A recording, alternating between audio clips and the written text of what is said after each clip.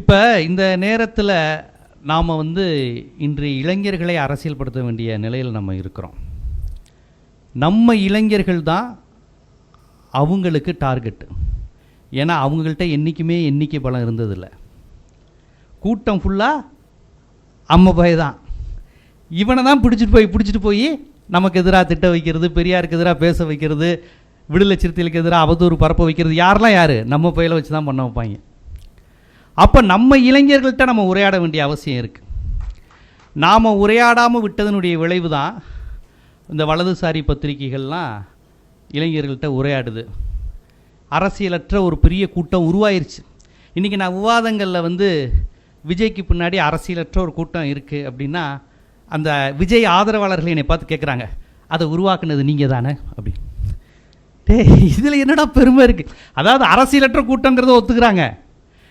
அரசியலற்ற கூட்டமாக இருக்குது, ஒரு திராவிடம்னா தெரியல, இந்துத்துவம்னா தெரியல, தேசியம்னா தெரியல, இப்படி ஒரு கூட்டம் உருவாயிருச்சுன்னா அந்த விஜய் ஆதரவாளர்கள் என்னை பார்த்து கேட்குறாங்க, அப்போ இத்தனை ஆண்டு கால திராவிட ஆட்சியில் தானே இது உருவாக்கியது அப்படிங்கிறாங்க.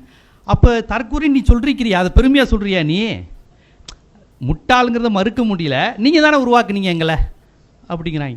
அப்போ நம்ம எப்பேற்பட்ட ஆட்கள்கிட்டலாம் நம்ம வடிவேலு சொல்கிற மாதிரி எப்படி சிக்கியிருக்கோம் பார்த்தீங்களா? நம்ம சீமான் ஒரு பக்கம், விஜய் ஒரு பக்கம், எப்படியாவது இவங்களை வச்சு நம்ம எதுவும் பண்ணிட முடியாதான்னு துடிக்கின்ற வலதுசாரிகள் கூட்டம். வலதுசாரிகள் என்றைக்குமே அதுதான், பெரியார் காலத்திலேருந்தே அதுதான். நேரடியாக மோதி பார்ப்பாங்க. பிற்படுத்தப்பட்ட ஒடுக்கப்பட்டவர்லேருந்தே ஒருவரை எடுத்து பெரியாருக்கு எதிராக பேசுவாங்க. குலக்கல்வி திட்டத்தை ராஜாஜி கொண்டு வந்த போது ஆதரித்த ஒரே கட்சி தமிழரசு கழகம், மாப்போசியோட தமிழரசு கழகம். குலக்கல்வி திட்டத்தை ஆதரித்த ஒரே கட்சி அதுதான். காங்கிரஸ் கூட ஆதரிக்கலை, காமராஜர் ஆதரிக்கலை. காங்கிரஸில் இருந்த நான்காம் லீடர்ஸ் எல்லாருமே எதிர்க்க ஆரம்பிச்சிட்டாங்க ராஜாஜியை. ஆனால் மாப்போசியை ஆதரித்தார். அதை நம்ம அப்படி புரிஞ்சிக்கக்கூடாது, இப்படி புரிஞ்சுக்கணும். இன்றைக்கி விவாதங்களை வலதுசாரிகள் ஒரு விளக்கம் தருவாங்களா, அது மாதிரியான விளக்கத்தை மாப்போசி அன்னைக்கே தந்தார். இந்தியை திணித்த போது ஆதரித்த ஒரே கட்சி தமிழரசு கழகம், மாப்போசி.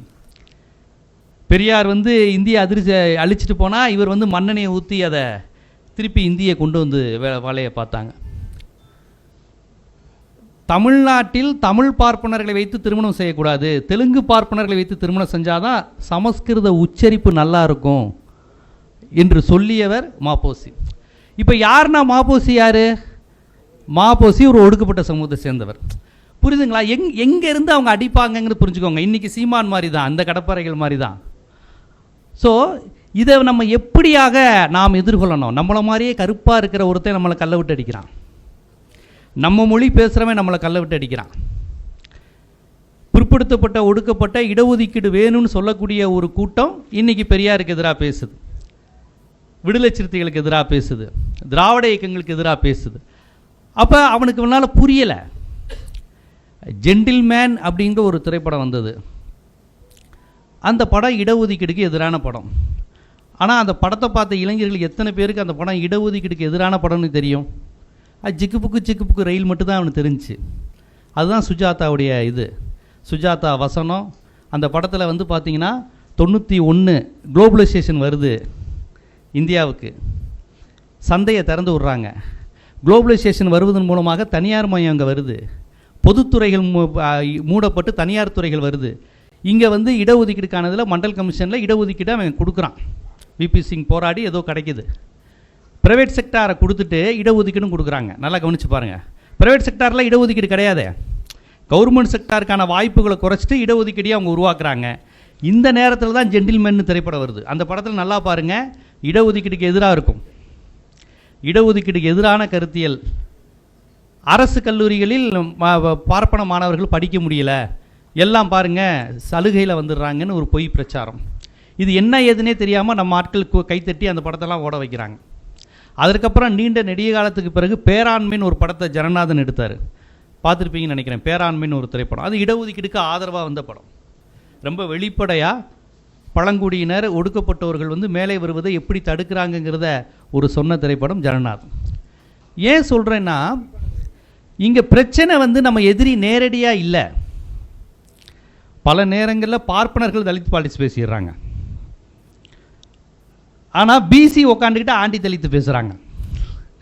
யார் நம்மளோட இருக்கணுமோ அவங்க நமக்கு எதிராக நிற்கிறாங்க. நம்ம எதிரிகள் ரொம்ப தெளிவான அரசியல் பேசுகிறாங்க. அதை நீங்கள் புரிஞ்சுக்கணும். அது பெரியார் காலத்திலேருந்தே நடக்கிறது தான். அப்போ இந்த மாதிரியான நேரத்தில் தான் விடுதலை சிறுத்தைகளுடைய தலைவருடைய நிலைப்பாடு என்னவாக இருக்கிறது? நான் ஒரு தமிழ் தேசியவாதி. இதை அழுத்தமாக சொல்லக்கூடிய தலைவர் எழுச்சி தமிழர் திருமாவளவன் இருக்கிறார். ஒருபோதும் நான் தமிழ் தேசிய அரசியலிலிருந்து பின்வாங்க மாட்டேன். ரொம்ப தெளிவாக இருக்கிறார். ஈழ அரசியலில் ஒருபோதும் பின்வாங்காத தலைவர் விடுதலை சிறுத்தைகளின் தலைவர் திருமாவளவன் தான். இன்னும் பேர் முதற்கொண்டு வன்னி அரசுகளாக தான் இருக்குது பேர். ஏன்னா ஈழ அரசியல் என்பது விடுதலை சிறுத்தைகளினுடைய அடிப்படை கொள்கை சித்தாந்தம். மலைச்சாமி அவர்கள் அந்த கட்சியை வச்சிருந்த போது DPI, Dalit Panthers of India, அதை மொழிபெயர்ப்பு செஞ்சால் எப்படி விடுதலை சிறுத்தைகளாக மாறும்? தலித் பேந்தர்ஸ் ஆஃப் இந்தியாவை மொழிபெயருங்க, விடுதலை சிறுத்தைகள்னா வருது. அப்போ எப்படி வச்சார்? இவருக்கு சிறுத்தைகள் எங்கேருந்து வந்தது? புலிகளிலிருந்து வந்தது, ஈழத்திலிருந்து வந்தது. அங்கே புலிகள், இங்கே சிறுத்தைகள். இவர் தமிழீழ தலைவரை முன்மாதிரியாக கொண்டு தான் கட்சியை வைக்கிறார். விடுதலை புலிகள், இங்கு விடுதலை சிறுத்தைகள். அதிலிருந்து தான் அவருடைய இது வருது. அவருடைய போராட்டங்கிறது இந்திய எதிர்ப்பு. 83, 84 அங்கே ராஜீவ்காந்தி இந்தியை திணிக்கும் போது மதுரையில் அடி வாங்குறாரு எழுச்சி தமிழர் டிபிஐயில். அப்போ இப்படியாக இந்திய எதிர்ப்பு, ஈழ ஆதரவின் மூலமாக அரசியல் களத்தை கொண்டு வந்தவர் விடுதலை சிறுத்தைகள். இன்று காலகட்டத்தில் தமிழ் அரசியல், தமிழர் அரசியலுங்கிறது என்னவா போயிருக்கு? ஒருவர் யார் தமிழருங்கிறதையே சாதியை கேட்டு நம்ம முடிவு பண்ணிக்கணும். இல்லைன்னா தெலுங்கர்கள் வந்துடுவாங்க, கன்னடர்கள் வந்துடுவாங்க. இப்படி தான் தமிழருங்கிற பேரில் தெலுங்கரும் கன்னடரும் வந்துட்டாங்க அப்படிங்கிற அரசியல் இருக்குன்ற நிலையில் திருமாவளவன் அவர்கள் தமிழ் தேசியம் பேசுகிறார். என்ன தமிழ் தேசியம்னா சாதி ஒழிப்பே தமிழ் தேசிய அரசியல் என்று பேசுகிறார். அதுதான் உண்மையான தமிழ் தேசிய அரசியல். அதுதான் பெரியார் கூறிய தமிழ் தேசியங்கிறது. அதுதான் சாதியை ஒழிச்சாதான் தமிழன். சாதி அடிப்படையில் தமிழை யாருன்னு கண்டுபிடிப்பது தமிழின பகைவர்கள், ஆரிய அடிவருடிகள். இந்த பெரியாரிய பார்வையில் தெளிவாக இருப்பவர் தான் விடுதலை சிறுத்தைகளின் தலைவர் திருமாவளவன். நீங்கள் நல்லா கவனித்து பாருங்கள். நான் எந்த கட்சி பேரும் சொல்லலை. தமிழ்நாட்டில் விடுதலை சிறுத்தைகளை விட்டுருங்க, பிற தலித் கட்சிகள் பேரெல்லாம் மனசில் வாங்கிக்கோங்க. தென் தமிழகத்தில் இருக்கக்கூடிய ஒரு பட்டியல் சமூகத்தின் கட்சி பேரை வச்சுக்கோங்க, ஒரு 2-3 கட்சி பேர். அந்த கட்சிகள்லாம் இப்போ யாரோட கூட்டணியில் இருக்கிறாங்க? அந்த கட்சிகள் எல்லாம் பெரியார் எதிர்ப்பு கட்சிகள். தென் தமிழ்நாட்டில் இருக்கக்கூடிய ஒரு ஒரு அதிகப்படியான எண்ணிக்கைக்கு இருக்கக்கூடிய ஒரு பட்டியல் சமூக கட்சியை வச்சுக்கோங்க. 2-3 கட்சி இருக்குது. அந்த கட்சிகள்லாம் என்னவா இருக்குது? பெரியாரை எதிரியாகவும் திராவிடத்தை எதிரியாகவும் வைத்துக்கொண்டு பாரதிய ஜனதாவுடன் கூட்டணியில் இருந்து கொண்டு நாங்கள் ஆண்ட பரம்பரை என்று பேசக்கூடிய நிலைக்கு போயிட்டாங்க. உங்களுக்கு வட தமிழகத்தில் இருக்கக்கூடிய ஆதி திராவிட கட்சிகள், பட்டியல் சமூக கட்சியில் எடுத்துக்கோங்க. உங்களுக்கு தெரிஞ்ச கட்சிகள் பேரெல்லாம் வச்சுக்கோங்க, எந்த கட்சி பேரையும் சொல்லலை. எல்லாம் அம்பேத்கர் படத்தை போட்டுக்கிட்டு ஆர்எஸ்எஸ் ஆதரவாளர்களாக செயல்படுறாங்க. சென்னை திருவள்ளூர் பகுதியில் இருக்கக்கூடிய தலித் கட்சிகள் எடுத்துக்கோங்க, அவர்களும் அப்படி தான். யார் உங்களுக்கு எதிரினா பெரியார் எதிரி, திராவிட எதிரி, திராவிடத்தால் வீழ்ந்தோம். இதை சொல்லாத ஒரே தலித் கட்சி என்னவாக இருக்குது? விடுதலை சிறுத்தைகள் மட்டும்தான். இருந்தால் நீங்கள் சொல்லுங்கள், இல்லைங்க விடுதலை சிறுத்தைகள் மட்டுமா இருக்குது, இருக்கிற எல்லா தலித் கட்சிகளும் திராவிட ஆதரவு, பெரியார் ஆதரவு கட்சிகளாக இருக்குன்னா கிடையவே கிடையாது. இன்னும் சொல்லப்போனால் ஒரு 20-25 ஆண்டுகளுக்கு முன்பு கூட தலித் கட்சிகள் பெரியார் படம், அம்பேத்கர் படம், மார்க்ஸ் படத்தெல்லாம் போட்டாங்க. இப்போ அவர்கள் பெரியார் படத்தை போடுறது கிடையாது. ஏன்னா திராவிடத்தால் தான் நாம் வீழ்ந்தோம் அப்படிங்கிற அரசியலுக்குள்ளே போய் நீங்களாம் தமிழ் சாதி, தேவேந்திர குல வேளாளர்கள் தமிழ் ஜாதி, பறையருங்கிறவன் தூய தமிழன், நீ எதுக்கு அருந்ததியரையும் சேர்த்துக்கிட்டு தலித் அரசியல் பேசுகிற? நீ ஏன்பா அருந்ததியர்களை பேசுகிற? அவங்க தெலுங்கு பேசுவாங்க, கன்னடம் பேசுவாங்க. பறையருங்கிறது மூத்த குடி, சாம்பவா, இது தமிழ் தான், இதுதான் பார்ப்பனருக்கு மூத்த குடி. நீ எதுக்கு சக்கிலியரோடு சேர்ந்துட்டு தலித்துங்கிற அடையாளத்தை சேர்த்துக்கிற? தேவேந்திரர்களும் அதான் சொல்கிறாங்க, நம்ம ஒரு நிலவுடைமை சமூகம், நம்ம எதுக்கு நம்மளை கீழே இருக்க பறையர்களுடைய அருந்ததிகளோடு சேர்த்துக்கிட்டு தலித்துங்கிற அடையாளத்தை சுமக்கணும்? திராவிட கட்சிகள் நம்மளை இப்படி ஆக்கிருச்சுன்னு. இந்த ஆர்எஸ்எஸ் ஐடியாலஜிக்கு கிட்டத்தட்ட எல்லா தலித் கட்சிகளும் பலியாயிட்டாங்க. பலியாகாத ஒரே கட்சி விடுதலை சிறுத்தைகள் தான். அவருக்கு எவ்வளவோ வலை விரிச்சாங்க, எவ்வளவோ இந்துத்துவ அமைப்புகள் பேசி பார்த்தாங்க. பெரியாரை திட்டுங்க, திராவிட இயக்கத்தை திட்டுங்க, பெரியாரிடந்து விடுபடுங்க, இந்த தமிழர்னு பேசாதுங்க, பறையர் அரசியல் மட்டும் பேசு. பெங்களூர் குணான்னு ஒருத்தர் இருக்கார், எவ்வளோ அழகாக பறையர் அரசியல் பேசுகிறாரு. நீங்கள் ஏன் பேச மாட்டேங்கிறீங்க? பறையர் அரசியல் பேசு, அது மூலமாக தமிழ் தேசியம் பேசு. இங்கே இருக்க தெலுங்கு கன்னடர்களை எதிர், உழைக்கும் தொழிலாளர் இருக்கிற அருந்ததியர்களை எதிரியாக பாரு. இந்த அரசியலாக பெங்களூர் குணா உருவாக்கின அரசியல் தான். இந்த அரசியல்லாம் விடுதலை சிறுத்தைகளுக்கு 30 ஆண்டுகளுக்கு முன்பே தெரியும். அதெல்லாம் தெரியாமலாம் கிடையாது. இன்னும் சொல்லப்போனால் தமிழ்நாட்டின் பெரும்பான்மை சமூகம் 2 சமூகம் தான் எல்லாருக்கும் தெரியும், வன்னியரும் பறையரும். அப்போ பெரும்பான்மை சமூகமாகவும் இருக்கிறாங்க, தமிழ்குடி சமூகம் அவங்க வரையறைப்படி தூய தமிழராகவும் இருக்கிறாங்க. இயல்பாக அந்த அடிப்படைவாத அடையாள அரசியலுக்குள் போய் இந்துத்துவ அரசியலுக்கு போய் நல்லா பணம் பண்ணலாம், நல்லா திராவிடத்தை திட்டலாம். இன்றைக்கி அதுக்கு நல்ல மார்க்கெட்டு. உண்மையிலே இன்றைக்கி திராவிட எதிர்ப்பு பெரிய மார்க்கெட்டுங்க. அதுவும் தமிழர் தெலுங்குற அரசியல் கண்ணாப்புண்ணா மார்க்கெட்டு. அந்த மார்க்கெட்டுக்கு இவர் சந்தைக்காக அரசியலுக்கு வரல, சமூக மாற்றத்திற்காக வந்தவர். இல்லைனா திருமாவளவன் அவர்கள் சுயசாதி அரசியல் பேசினா பெரிய மார்க்கெட்டுங்க. அவருக்கு டெல்லியிலேயே பெரிய மார்க்கெட்டு. ராம்தாஸ் அத்வாலே, மத்திய மந்திரி ராம்தாஸ் அத்வாலே, அவருடைய வேலையே பாஜகவுக்காக எல்லாரையும் கூப்பிட்டு வர்றது தான் அவருடைய வேலையே. மகாராஷ்டிராவில் பாபா சாஹிப் பிறந்த மண்ணிலேயே தலித் கட்சிகள் பாஜகவுடன் கூட்டணி வைக்கக்கூடிய நிலைக்கு பாஜகவினுடைய கைப்பாவையாகவே மாறிட்டாங்க. தமிழ்நாட்டில் எவ்வளவோ அவங்க கெஞ்சி பார்த்தாங்க, இங்கே மட்டும் நடக்கவே இல்லை. அவங்க இதை வைக்கிற கோரிக்கை தான், ஏயா தமிழர்னு சொல்கிற, தமிழர்னு பேசாத, அப்புறம் ஈழத்தை பற்றி பேசாத, இந்த திராவிடத்தை தூக்கி பிடிக்காத, பெரியாரை தலைவர்னு சொல்லாத அப்படின்னார். திருமாவளவன் அவர்கள் சொல்கிறார், இது மட்டும்தான் என் அடையாளம். பெரியாரை எதிர்த்துட்டு அம்பேத்கரை ஏற்றுக்கிறது அம்பேத்கருக்கு செய்கின்ற துரோகம். பாபா சாஹேப் அம்பேத்கரை நீதி கட்சி தலைவர்கள்லாம் கூப்பிடுறாங்க. நீதி கட்சிக்கும் பெரியாருக்கும் அந்த இது வந்த நீதி கட்சியினுடைய ஒரு பண்ணையார்த்தனம், அவங்கள்ட்ட இருக்கக்கூடிய அந்த சற்பட்டம் இதெல்லாம் நீக்கணும்னு பெரியார் போடுறாரு. பெரியார் அண்ணாலாம் சேர்ந்து அந்த ஒரு இது போடுறாங்க. அது திராவிட கழகமாக மாறும்போது அப்போ நீதி கட்சியில் உள்ள ஒரு சிலருக்கு பார்ப்பன எதிர்ப்பை ஏற்றுக்கிறாங்க. ஆனால் பார்ப்பனர் அல்லாத சாதிகளுக்கு இருக்கக்கூடிய அந்த ஒரு பணக்காரத்தன்மை, அந்த பண்ணையார் தன்மையை பெரியாரும் அண்ணாலாம் எதிர்க்கும் போது அதை ஏற்றுக்க மாட்டேங்கிறாங்க. அப்போ பெரியார் படிக்காதவர், நம்ம நீதி கட்சியில் எல்லாரும் படித்தவங்க, அந்த சண்டே அப்சர்வர் பாலசுப்ரமணியன் போன்றவங்களாம் பெரியாரை படிக்காதவர், இவர் பேச்செல்லாம் கேட்க முடியாதுங்கிற மாதிரியான அங்கே ஒரு மேட்டின்மை தன்மை இருந்திருக்கு. அப்போ அவங்க நம்மளை மாதிரியே படித்தவர் யாருன்னா பாபா சாஹேப் அம்பேத்கர் படித்தவர், பெரியார் படிக்காதவர். ஸோ நம்ம படித்தவர் டு படித்தவர் பேசிக்குவோம் அப்படின்ட்டு அம்பேத்கரை கூப்பிட்டு ஒரு விருந்து வச்சு நீதி கட்சி தலைவர்கள், ஜஸ்டிஸ் பார்ட்டி லீடர்ஸ்னால் அன்றைக்கி நான் பிராமின்ஸ் மத்தியில் அவ்வளோ முக்கியமானவங்க. அம்பேத்கர், ஜிடி நாயுடு எல்லாருக்குமே, இந்திய அளவில் உள்ள நான் பிராமின் கான்சியஸ் உள்ள எல்லாருக்குமே நீதி கட்சி தலைவர்களுக்கு அன்றைக்கி அவ்வளோ ஒரு இது உண்டு. அம்பேத்கர் வர்றாரு, சாப்பிட்றாரு, பேசுகிறாரு. நீதி கட்சி தலைவர்கள்லாம் சொல்கிறாங்க, இந்த மாதிரி நாங்கள் பெரியாரை நீக்கிட்டு நீதி கட்சியை நடத்த போகிறோம் அப்படின்னு முடிவெடுத்த போது அம்பேத்கர் சொல்கிறார், பெரியாரை நீங்கள் விட்டுட்டிங்கன்னா எல்லாமே போயிடும். இங்கே தமிழ்நாட்டுக்கு சென்னைக்கு வந்து சொல்கிறாரு நீதி கட்சி தலைவர், நம்ம நீதி கட்சி தலைவர்கள், சென்னை மாகாண நீதி கட்சி தலைவருக்கு மகாராஷ்டிராவிலிருந்து வந்தக்கூடிய அம்பேத்கர் சொல்கிறாரு, பெரியாரை விட்டுட்டிங்கன்னா எல்லாமே போயிடும்ங்கிறார். இதை குறித்து எழுதும்போது குருசாமியாக யாரோ எழுதியிருக்கிறாங்க, சோறு போட்டு உதவி வாங்கிய கதைன்னு எழுதியிருப்பாங்க. அம்பேத்கருக்கு சோறு போட்டு பெரியாரை திட்டுங்க அப்படின்னு சொன்னப்போ உடை வாங்கிய கதை அப்படின்னு சொல்லியிருப்பாங்க. அப்போ கருத்தியல் ரீதியாக அவர் மராத்தியாக இருக்கலாம், தந்தை பெரியார் தமிழராக இருக்கலாம், ஆனால் 2 பேருமே சமூக நீதி சமத்துவங்கிற அடிப்படையில் ஒன்றா இருந்தாங்க. ஏங்க பாபா சாஹேப் அம்பேத்கர் மராத்தி, எந்த மராத்தியத்தில் அவருடைய சாதி ஏன் ஒழிய வேண்டும்ங்கிற நூலை வந்து மொழிபெயர்த்தாங்க? எந்த தலித் அமைப்பு மொழிபெயர்த்தாங்க? அங்கே உள்ள தலித் அமைப்புகளே அம்பேத்கரை மகர்னு பார்க்கக்கூடிய தன்மை உண்டு. அவர் தலித் இல்லைங்க, மகர்களுக்கு அப்படின்லாம் ஒரு உண்டு. அவர் என்ன சொல்லப்போனால் மதமாற்றம் பண்ணும்போதே மகர்களுக்கு தான் அதிகம் வந்தாங்கங்கிற விமர்சனம்லாம் உண்டு.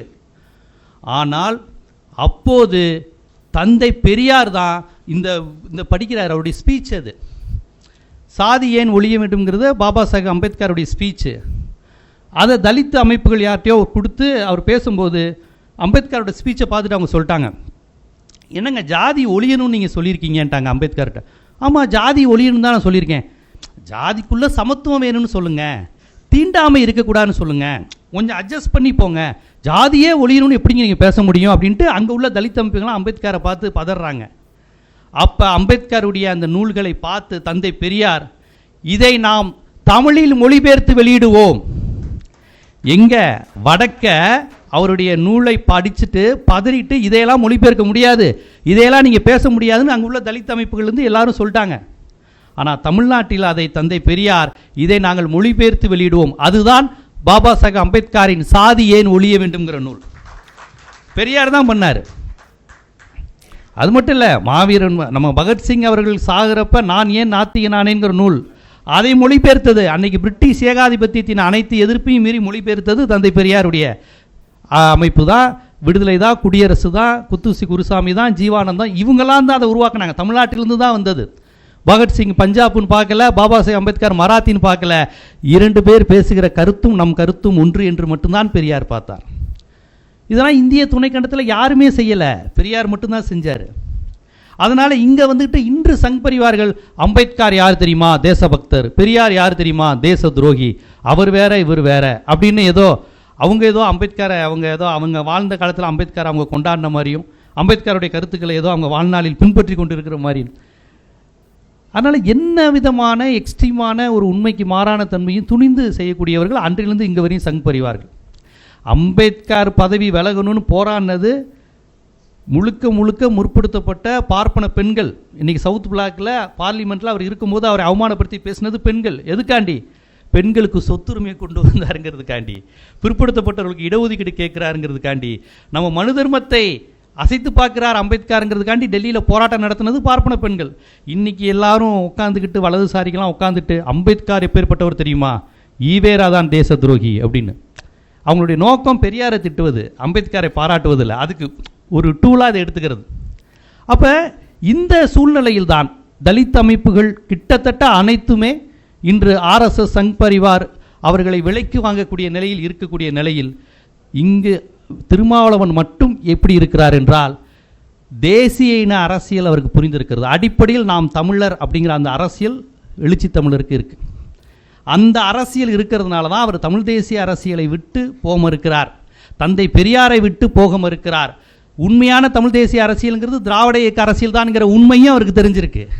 அதனால தான் அந்த மொழியை வைத்து, சாதியை வைத்து அடையாள அரசியலை தூண்டி விடுபவர்களிடம் எச்சரிக்கையாக இருக்கிறார்.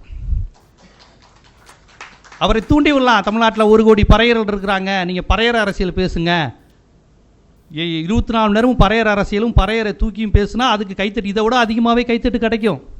ஆனால் அவர் பறையர்கள் மத்தியில் போய் வன்னியர்கள் நம்ம சகோதரர்கள்னு பேசுகிறாரு. எல்லா ஜாதிக்காரங்களும் நம்ம தமிழர்கள், நம்ம அவங்களுக்கும் சேர்த்து தான் போராடுறோங்கிறாரு. கைத்தட்டு கம்மியாக தான் கிடைக்கும். இது அண்ணன் திருமாவளவன்ட்டே கேட்டேன், நான் மட்டும் ஜாதியை சொல்லி தூண்டி விட்டு பேசுறதுனா நான் இன்னும் பெரிய தலைவராக இருக்கலாம்.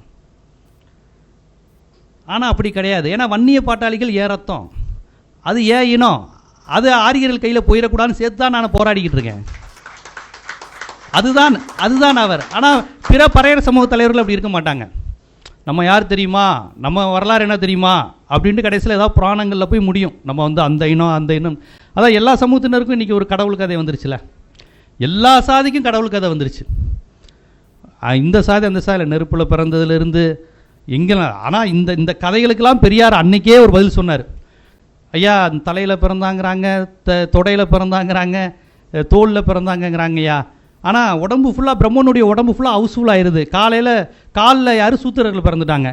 அப்போ இந்த ஒடுக்கப்பட்டவர்கள், தீண்டாமை அனுபவிக்கிற தாழ்த்தப்பட்டவர்கள் எங்கே பிறந்தாங்கிறப்ப பெரியார் கேட்டார், அவன் தான் அம்மாவுக்கும் அப்பாவுக்கும் ஒழுங்காக பிறக்க வேண்டிய இடத்துல பிறந்தவன் அப்படின்னு பெரியார் அன்னைக்கே சொல்லிட்டார், 70-80 வருஷத்துக்கு முன்னாடி. ஏன்னா இந்து மதத்தில் தாழ்த்தப்பட்டவர்களுக்கு இடம் கிடையாது, தலித்துகளுக்கு அவங்க அவுட்காஸ்ட், சண்டாளர்கள், மிலேச்சர், அவங்களாம் கிடையாது. அவன் வர்ண ஒழுங்கை மீறுபவன், வர்ண ஒழுங்கை மீறுபவன், சாதி ஒழுங்கைக்கு கட்டுப்படாதவன், அவன் தான் அவுட்காஸ்ட். அப்போ சனாதனத்தை எதிர்த்து வர்ணத்தை எதிர்த்தவர்கள் பௌத்தர்களாகிறாங்க, சமணர்களாகிறாங்க, மிலேச்சர்களாகிறாங்க, சண்டாளர்களாகிறாங்க. அந்த சண்டாளருங்கிற வார்த்தை குறித்துலாம் பல வருஷத்துக்கு முன்னாடியே நம்ம பேசியிருக்கோம். அது பல பேருக்கு தெரியறதே இல்லை. சண்டாளருங்கிறது ஒரு பட்டியல் சமூகத்தை குறிப்பிடுகிற சொல். அதை நம்ம சர்வசாதாரணமாக சண்டாள பயலன்னு சொல்லிக்கிட்டு இருக்கோம். அது சொல்கிறவங்களாம் தெரிஞ்சு சொல்கிறது இல்லை. ஆனால் எப்படி அந்த வார்த்தைகள் வந்திருக்கு பாருங்கள். அது ஒரு பௌத்த வார்த்தை. சன்மார்க்கம்ங்கிற அந்த 6 குணங்களையும் கட்டுப்படுத்தி வெளிப்படுத்துறதா சண்டாளர்கள். ஆனால் இன்றைக்கி அதை நம்ம ஒரு கெட்ட வார்த்தை மாதிரி பயன்படுத்துகிறோம். அப்போ இப்படியாக ஒரு வரலாற்றையே உண்மைக்கு எதிராக மட்டுமே திரித்து செய்கின்ற ஆரிய சதி, அதை உணர்வதற்கு ஒரு ஈரோட்டு கண்ணாடி வேணும். அது அண்ணன் தொல் திருமாவளவனுக்கு இருக்கிறது. அதனால்தான் நீங்கள் ஒரு பெரும்பான்மை சாதியாகவும் இருந்துட்டு, ஒடுக்கப்பட்ட சாதியாகவும் இருந்துட்டு இவ்வளவு எளிதாக உணர்ச்சி வயப்படாமல் இருக்க முடியாது. எளிதாக தூண்டி விட்டுறலாம். என்னண்ணே, தமிழ்நாட்டில் நம்ம மட்டும்தானே பெரிய சாதி, நம்ம தானே வடக்கு முழுக்க நம்ம தான், தமிழ்நாடு முழுக்க பரவி இருக்கிற ஒரே சமூகம் நம்ம சமூகம் தான் அப்படின்ட்டு நீங்கள் மேடையில் பேசினார்னா பாருங்கள் பற்றிக்கும். அவர் அப்படி தூண்டி விட விரும்பலை. ஏன்னா அவர் தன்னை பறையராக என்றைக்கு நினச்சதில்லை, தமிழராக மட்டும்தான் நினைக்கிறாரு. நான் தமிழ் தேசியவாதி, எனக்கு ஈழம் உண்டு. மயிலை மாங்கொல்லையில் ஒரு 10-12 ஆண்டுக்கு முன்னாடி மீட்டிங்கு, ஏதோ அந்த கூட்டணி சீட்டு கிடச்சிருச்சு அப்படிங்கிறது குறித்து, அந்த சம்பவம் குறித்து, அதை எப்போவுமே அந்த ஒரு சர்ச்சையை ஓடிக்கிட்டே இருக்கும்ல, சீட்டு உங்களுக்கு குறைவாக தராங்கன்னு. அப்போ ஏதோ ஒரு இதில் அலைன்மெண்ட்லாம் முடிஞ்சதுக்கப்புறம் திருமாவளவன் சொல்கிறார், எனக்கு சீட்டு கிடச்சி கொஞ்சம் இதில் இடம் கிடச்சது மகிழ்ச்சியான்னு கேட்குறாங்க. எனக்கு எது மகிழ்ச்சினா, தனி ஈழம் கிடைத்தால் மகிழ்வேன், தனியாக தமிழனுக்கு என்று நாடு கிடைத்தால் மகிழ்வேன். இந்த ஒரு சீட்டு 2 சீட்டு கூட கிடச்சிருக்கு கிடைக்கலங்கிறது என் லட்சியமே கிடையாது. அதை அவர் பலமுறை சொல்லியிருக்காரு. மீண்டும் மீண்டும் உங்களுக்கு 6 சீட்டு தானா 10 சீட்டு தானா. அவர் என்ன சொல்கிறாரு, பவர் பாலிடிக்ஸில் அதுக்கான பேரம் நடக்கும், ஆனால் ஏதோ இதுதான் என்னுடைய அடையாளம் நீங்கள் நினைக்கக்கூடாது அப்படிங்கிறது சொல்கிறார். எனக்கு மகிழ்ச்சினா என் தமிழ் தேசிய இனத்திற்கென்ற ஒரு நாடு, என் ஈழத்தில் எனக்கென்று ஒரு நாடு, இந்த அரசியலிருந்து வந்தவன் நான். என்னை நீ திருப்பி 2 சீட்டா 3 சீட்டான்னு நீ பார்க்குற, நீ தூண்டி வருவதுக்கு நான் பலியாக மாட்டேங்குவார். அப்போ இந்த அரசியலாக நம்ம தெரிந்து கொள்ளணும். இதை நம்ம தமிழ் சமூகத்தில் இன்றைக்கி இளைஞர்கள்ட்ட சொல்லி விடணும். ரொம்ப அழகாக வலதுசாரி பற்றியெல்லாம் நடிகர் வந்துட்டால் தலித்துகள் ஓட்டெல்லாம் நடிகருக்கு தான் போகும். அதை பரப்பிக்கிட்டே இருக்கிறாங்க. எது ஒன்று வேணும்னு நினைக்கிறாங்களோ அதை அவங்க பரப்பிக்கிட்டே இருப்பாங்க. எல்லா பத்திரிகையிலையும் பாருங்கள், தலித்துகள் ஓட்டு அவ்வளோதாங்க, இனி விஜய்கிட்ட தான் போகும். என்ன கணக்கெடுப்புன்னு எனக்கும் தெரியல, எங்கே போய் கருத்து கணிப்பு எடுத்தாங்கன்னே தெரியல. நானும் பல பேர்கிட்ட கேட்டேன், எங்க விழுப்புரம் கடலூர்லாம் எடுத்துட்டாங்களா, யாரும் எடுக்க வந்தாங்களா தெரியல. ஃபஸ்ட்டு 10%, அப்புறம் 20%.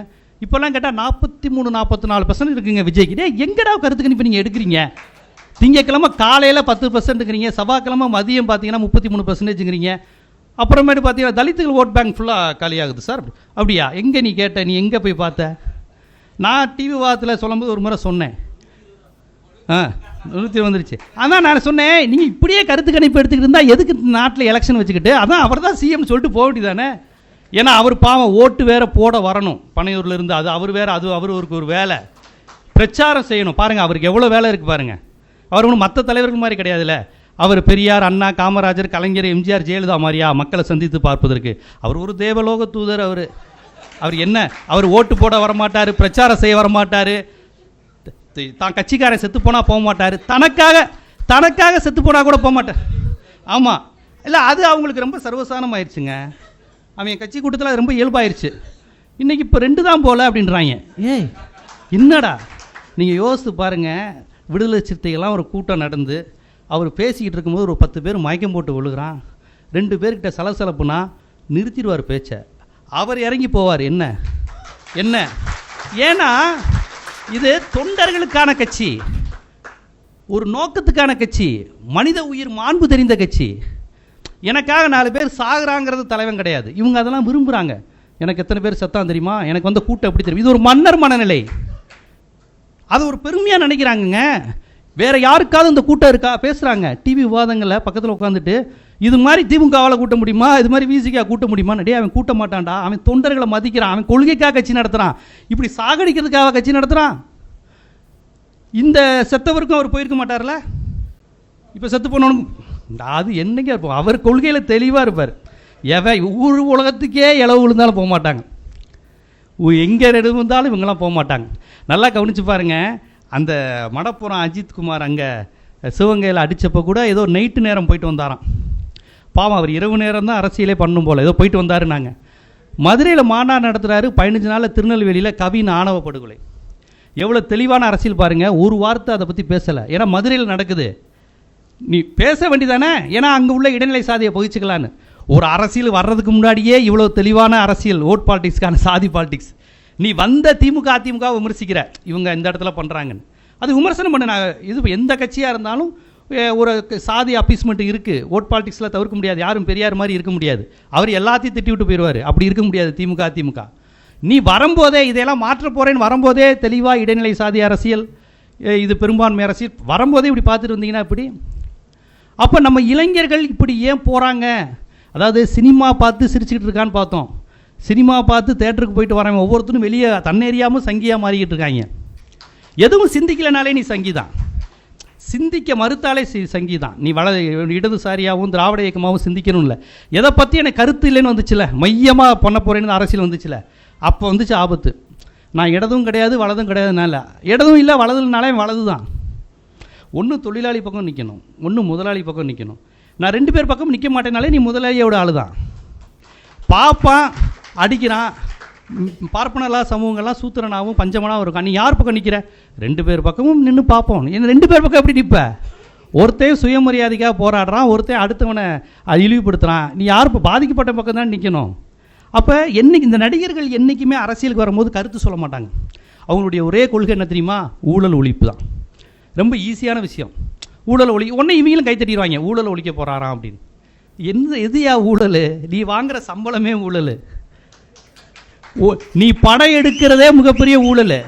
நல்லா யோசிச்சு பாருங்கள். ஒரு படம் வந்து 350 கோடி ரூபா செலவு பண்ணுறானுங்க. இது ஊழல் இல்லையா? எதுக்குங்க 350 கோடி ரூபா செலவு பண்ணி படம் எடுக்கிறீங்க நீங்கள்?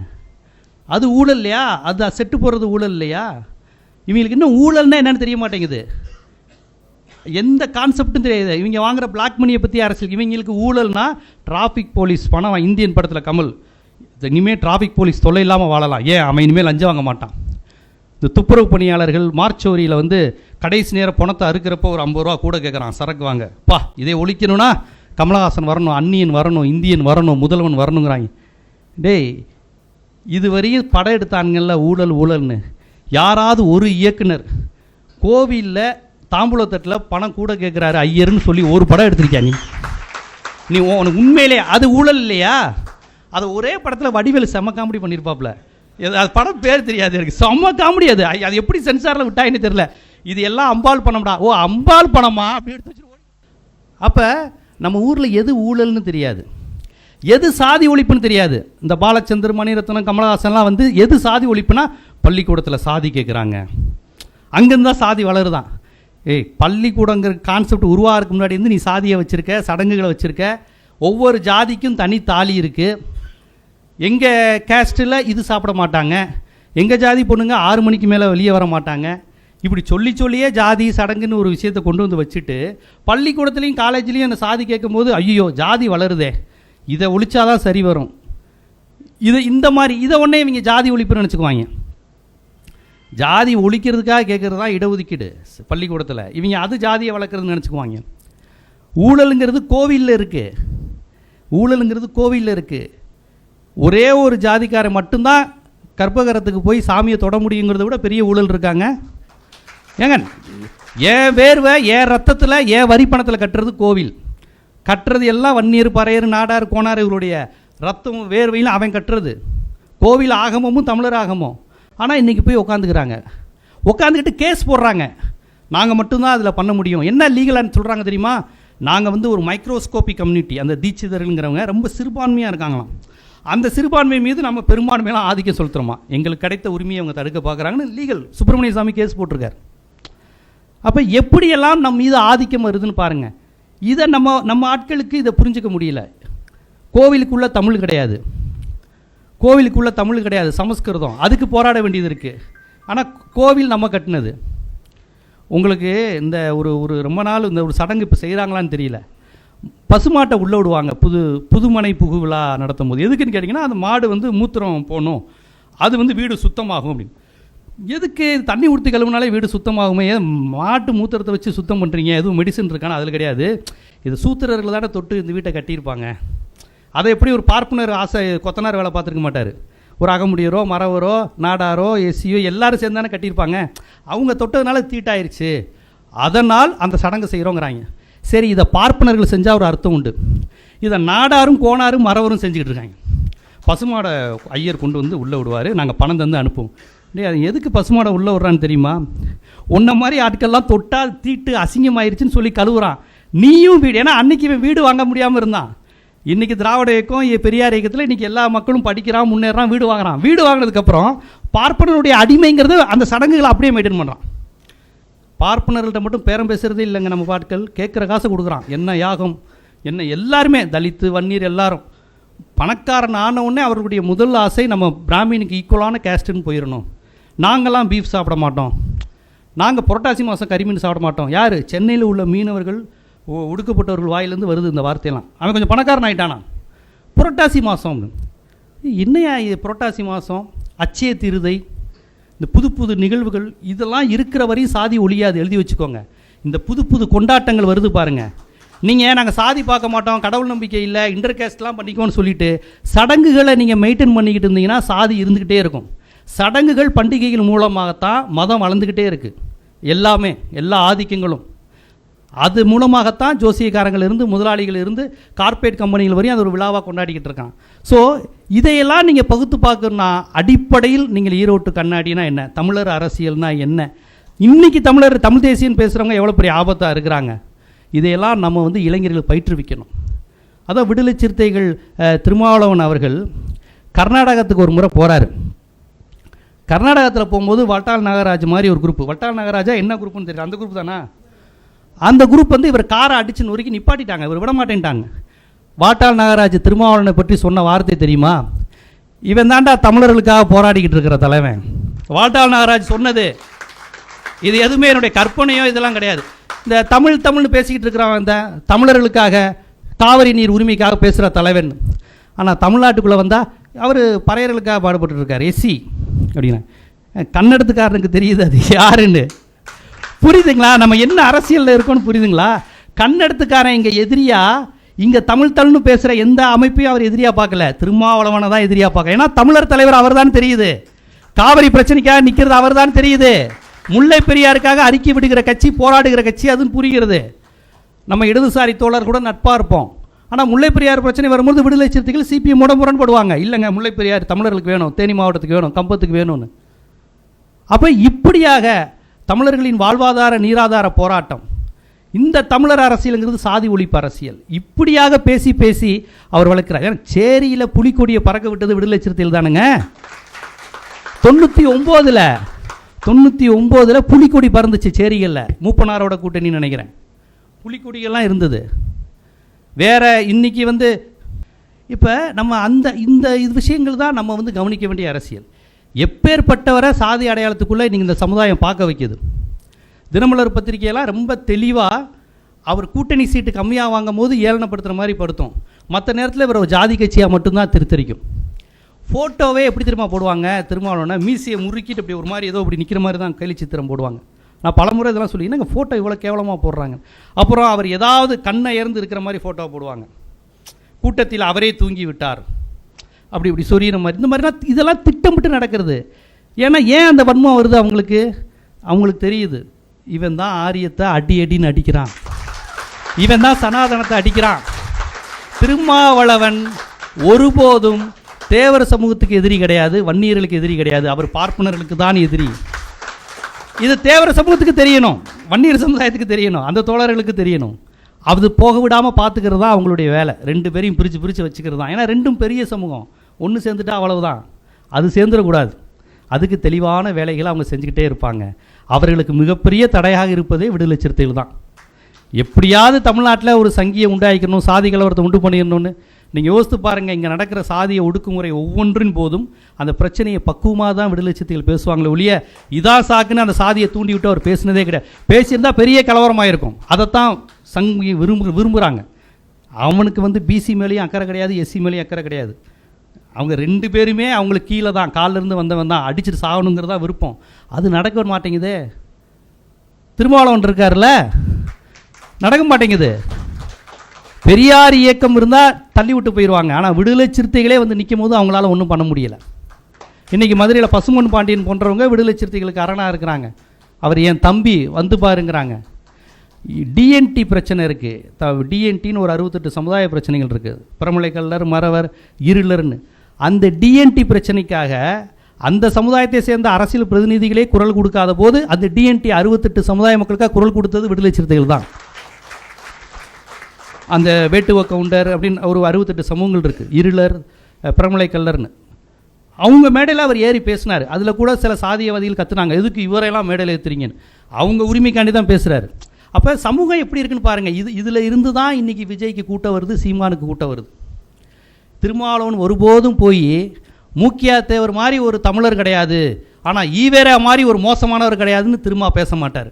ஆனால் அவரும் மூக்கியா தேவரை பற்றி பேசியிருக்காரு, திருமாவளவனும் மூக்கியா தேவரை பற்றி பேசியிருக்காரு. மதுரை பெத்தானியபுரம் நினைக்கிறேன், மதுரை பெத்தானியபுரம் காலவாசலில் மூக்கியா தேவருக்கு ஒரு விழா நடத்தினார். என்ன விழா? அவர் ஜாதி தலைவர் தானே அப்படின்னு எல்லாரும் பார்த்தீங்க. கச்சத்தீவு போராளி மூக்கியா தேவர்னு மதுரை மாப்பிள்ளை நாயர் தேட்டரில் மீட்டிங் நடத்தினார். உண்மையிலே கல்லர் மறவர் ஆக முடியாது, அந்த சமூகத்தை சேர்ந்தவங்களே மறந்துட்டாங்க. ஏன்னா மூக்கியா தேவருக்கு இப்படி ஒரு பரிணாமமா? திருமாவளவன் பேசுகிறாருங்க, 1 மணி நேரத்துக்கு மேலே பேசுகிறாரு. கச்சத்தீவில் அந்த கச்சத்தீவு நம்ம இந்திரா காந்தி பறித்த போது செலியன், ஃபார்வர்டு பிளாக் மூக்கியா தேவர், நாஞ்சில் மனோகரன் இவங்க தான் குரல் கொடுத்து கச்சத்தீவு, ராமநாதபுரம் சேதுபதி தீவுன்னு பேசுகிறாங்கிறத திருமாவளவன் ஒப்பிக்கிறாரு. அப்படியே மனப்பாடமாக சொல்கிறார், சேது தீவு, சேதுபதி மன்னர்களின் தீவு. அதுக்காக குரல் கொடுத்தவர் மூக்கியாத்தேவ எம்பி, நாடாளுமன்ற உறுப்பினர். நமது உரிமை கச்சத்தீவு, அதன் போராளி மூக்கியாத்தேவர் நினைவு போற்றுவோனர். மூக்கியாத்தேவருடைய மகன் விடுதலை சிறுத்தைகள் இருந்தார், தெரியுமா உங்களுக்கு? மூக்கியாத்தேவர் உங்களுக்கு வட தமிழகத்தில் உள்ள விடுதலை சிறுத்தைகள் கூட அந்த வரலாறு தெரியாது, கொஞ்சம் தெற்க உள்ளவங்களுக்கு தான் தெரியும். மூக்கியாத்தேவருடைய மகன் மூக்கியா பசும்பொன், அவர் பேரையே திருமா பசும்பொன்னு மாற்றிக்கிட்டு அவர் இருந்தார். மதுரை மேயர் தேர்தலில் வேட்பாளராக இருந்தார். இதெல்லாம் யாருக்கு, விடுதலை சிறுத்தைகளை பற்றி இதெல்லாம் யாருக்கு தெரியும்? விடுதலை சிறுத்தைகள் எஸ்சி கட்சி, அவங்களுக்கும் பாமகவுக்கும் ஆகாது, வன்னியர்களுக்கும் அவங்களுக்கும் ஆகாது, ஆகக்கூடாது. எவ்வளோ ஆசை. அவர் எல்லா தளங்களிலும் தமிழராக ஒன்றிணைன்னு மட்டும்தான் அவர் போராடிக்கிட்டு இருக்கார். இல்லாட்டி மூக்கியாத்தவர் மகன் அவர் கட்சியில் சேருவாரா? அது நடந்தது. அப்போ இப்படி ஒரு தலைவரை காலம் தந்த தலைவன் தான். இப்படி ஒரு தலைவன் இல்லைன்னா அந்த காலத்தை நினைத்து கூட பார்க்க முடியல என்னால். யோசிச்சு பாருங்க, மற்ற தலித் தலைவர் மாதிரியே திரும்பவும் இருந்து இன்னைக்கு பறையர் சமுதாயம், தமிழ்நாட்டின் பெரும்பான்மை சமுதாயம் வந்து நின்றுட்டு நம்மளை மீற யார் அப்படிங்கிற மாதிரி பேசுகிற ஆளாயிருச்சுன்னா என்ன ஆகும்? முழுக்க காவி கொடியாயிரும். தொட்டுப்பாரு, நீங்கள் மட்டும் தான் 12%, நாங்களும் 12%ன்னு பேச. அவர் என்னைக்காவது பெரும்பான்மைவாதம் பேசியிருக்காரா திருமாவளவன்? ஆனால் அவர் பெரும்பான்மை சாதியை தான் கூட்டமாக வச்சுருக்காரு. அவர் நினச்சிருந்தா அந்த பெரும்பான்மை சாதியத்தை பேசலாம்ல. வன்னியர்களும் பறையர்கள் 2 பேருமே பெரும்பான்மை சமூகம். ஆனால் அவர் ஒரு முறையும் பெரும்பான்மைவாதத்தை பேசுகிறதே இல்லையே. தமிழ்நாடு முழுவதும் இருக்கிறாங்களே, அவர் அந்த மாதிரி பேசலையே. இப்போ மற்ற தலித் அமைப்புகளே திருமாவளவன்ட்டு அதை தான் சொல்கிறாங்க. பறையர் அரசியல் பேசியா நீ என்னைக்கியா தமிழருங்கிற? எந்த தமிழையும் அவனை ஏற்றுக்க போகிறான்? ஈழ அரசியல் பேசுகிற, எல்லாம் சாதியவாதி இல்லையா? திருமாவுக்கு அதுவும் தெரியும். இருந்தாலும் அறம் என்று ஒன்று இருக்கிறது, உண்மை என்று ஒன்று இருக்கிறது, வரலாறு என்று ஒன்று இருக்கிறது, வருங்காலம் என்று ஒன்று இருக்கிறது. நான் வன்னியரையும் பறையரையும் ஒரு தாய் பிள்ளையாக தான் பார்ப்பேன். ரெண்டும் ஒன்று தான். அவங்களுக்காக தான் அம்பேத்கர் பாடுபட்டார், அவங்களுக்காக தான் பெரியார் பாடுபட்டார். அந்த பிள்ளை நான் அப்படி தான் பேசுவேன். அதனால் எனது கட்சியில் உள்ளவர்கள் ஒருபோதும் சாதிய வன்மத்தை தூண்டுபவர்களாக இருக்க மாட்டார்கள். நமக்கு எதிரி பார்ப்பன அரசியல் தான். அவன் கொஞ்சம் தள்ளி தான் இருக்கிறான், நமக்கு பக்கத்தில் உள்ளவன் தான் டக்குனு ஈஸியாக போடுவான். வடிவேல் சொல்கிற மாதிரி, நான் பக்கத்தில் கைக்கு வாக்காக இருக்கிறவன் அப்படிங்கிற மாதிரி வன்னியர் பறையர் பக்கத்தில் இருக்கிறனால அடிச்சுக்கிட்டே இருக்காய். உண்மையில் 2 பேருமே ஒன்று சேர்ந்து போராடணும். அந்த அரசியலை தான் கட்சி தொடங்கிய காலத்திலிருந்து அவர் எடுத்துக்கிட்டு இருக்கிறார். இன்னும் சொல்லப்போனால் மலைச்சாமி அவர்கள் விடுதலை சிறுத்தைகள் இந்த இவருடைய சமூகம் கிடையாது, மலைச்சாமி சமூகம் வேறு. அப்போ இந்த விடுதலை சிறுத்தைகளுடைய தொடக்கத்தில் இருந்தே இது ஒரு சுயசாதி மறுப்பு இயக்கமாகவும், தமிழர் இயக்கமாகவும், சமூக நீதி இயக்கமாகவும், இந்திய எதிர்ப்பு போராட்டம், திராவிட இயக்க சிந்தனை கொண்ட அமைப்பாகத்தான் விடுதலை சிறுத்தைகள் இருக்கிறது. அதனால தான் இந்த கட்சியை மட்டும் அவங்க குறி வச்சு தாக்குறது. மற்ற கட்சியெல்லாம் நாங்கள் ஆண்ட பரம்பரைன்னு சொல்லிடுறாங்களே, இவர் ஒருத்தர் தானே ஆண்ட பரம்பரைன்னு சொல்ல மாட்டேங்கிறாரு. ஆண்ட பரம்பரை அப்படிங்கன்னா இன்றைக்கி இத்தனை மன்னர்கள்லேருந்து இத்தனை ஆண்டு காலம் நம்ம உண்மையிலே ஆண்டு இருக்கோமா? மூளையாக யார் இருந்திருக்கிறாங்க? பாண்டிய மன்னருக்கு ஒரு பார்ப்பனர் இருந்திருப்பார், சோழ மன்னருக்கு ஒரு பார்ப்பன ஜோதிடர் இருந்திருப்பார். 2 பேரையும் மோத விட்டுட்டு அவங்க அனுபவிச்சுக்கிட்டு இருக்கிறாங்க. அதுதான் நடந்தது. அதைத்தான் அண்ணன் திருமாவளவன் அவர்கள் சொன்னாங்க. அந்த அரசியல் கூட அது தந்தை பெரியார் பேசின அரசியல் தானே. அவர் தஞ்சை பெரிய கோயிலை பார்த்துட்டு பெரியார் வானலாவிய குட்டிச்சோறு அப்படின்னாரு. பெரியார் மாதிரிலாம் போல்டாக யாரும் பேச முடியாது. அவருக்கு சோழராது, பாண்டியராது, கண்ணகியாவது, கற்பாவது தூக்கி போட்டு போயிட்டே இருப்பார். அது ஓட்டு பாலிட்டிக்ஸ் பேசுகிறவங்களுக்கு தான் இதெல்லாம் தேவை. பெரியார் அதையெல்லாம் போட்டுருவார், இது என்னது அப்படின்னு. அதனால் பெரியார் பேசிய அரசியல் தான் இன்றைக்கி ஒன்றே அண்ணன் திருமாவை அவங்க குறி வைக்கிறாங்க. அதாவது நாம் மக்களாட்சி அடிப்படையில் அப்போ இயல்பாகவே மன்னருங்கிற தன்மையிலேருந்து விலகி தானே நம்ம வந்திருக்கிறோம். அப்போ இன்றைக்கி நமக்கு திருமாவளவனுடைய செயல்பாடுங்கிறது பெரியாரிய அடிப்படையில், தமிழ் தேசிய அடிப்படையில், அம்பேத்கரிய அடிப்படையில், மார்க்சிய அடிப்படையில் எல்லா விதத்திலும் இந்த காலத்திற்கு தேவையான தலைவராக, ஆளுமையாக அவர் இருக்கிறார். ஓட்டு போடல, எல்லாம் சினிமா நடிகர்களுக்கு தான் ஓட்டு போடுறீங்கன்னு அப்பயே சொன்னார். 2011 தோல்வியின் போதே அவர் பேசின இது, இப்படி நடிகர்கள் பின்னாடி போகாதீங்கன்னு. இன்றைக்கி வரையும் தலித்துகளையும் வன்னியர்களையும் அவன் நடிகர் பின்னாடி போகணுங்கிறது தான் வலதுசாரிகளுடைய திட்டம். இப்போ எல்லா டிவி டிபேட்லேயும் உட்காந்துட்டு தலித்து ஓட்டு அவுட்டுன்னு பேசிகிட்டு இருக்கிறாங்க. அவுட் ஆக வேண்டியது தலித்து ஓட்டுகள் கிடையாது. அவர்கள் வெற்றி பெற வேண்டியது இந்த பெரியாரிய திராவிட இயக்க சித்தாந்தம். அதுதான் திருமாவளவனின் கனவு. அதனால தான் அவர் காலம் தந்த தலைவர் என்பதை கூறி வாய்ப்புக்கு நன்றி கூறி விடைபெறுகிறேன். நன்றி.